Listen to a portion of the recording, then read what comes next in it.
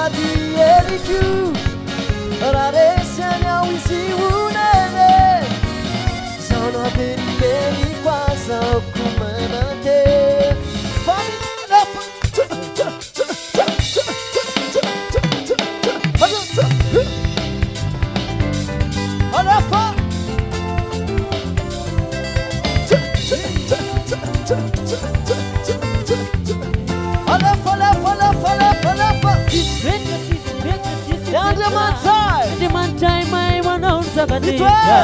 Mitmuera mamua fuatsa Cimentera satsara targesha Cispetare Dale mantai Mitmuera mamua fuatsa Cimentera satsara targesha Ai salatana bun Ika Gitaron fala fo Ciman rusde ala fo Belaron farsa da cara Pegaron pai papo Pegaron fala fo Ciman rusde ala fo Belaron farsa da cara Adof mafna da farsa Fala fala fala fala fala fala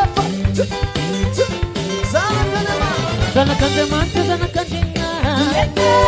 Mapatana ya wafichana Sabi ko kusma teologia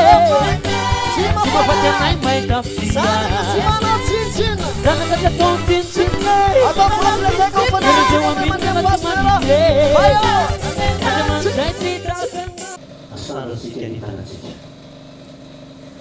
Mahalay mipetraka eo amin'ny seza fiandiana sy zanakodany ny saotra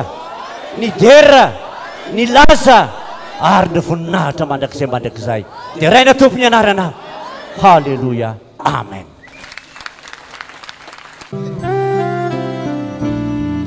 dia iary ilaza amin'Andriamanitsika androany fa tsy hanan-java mahorytsika raha miaraka aminy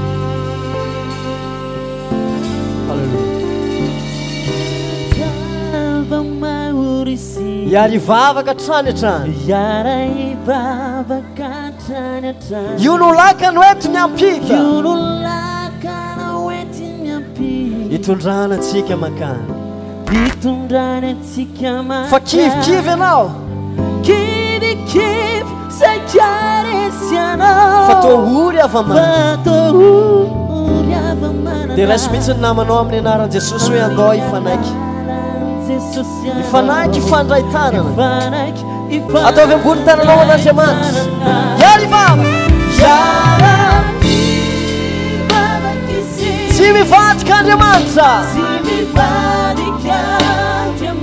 iary vava mandrapisokatra ny lanitra fa tsy maintsy ho tafita rezany ny tany zany fankonana isika ampony ampanay fankonana isika ankonan'Andriamanitra ianao ampony ampanay andeha zaho sy anao androany vavaka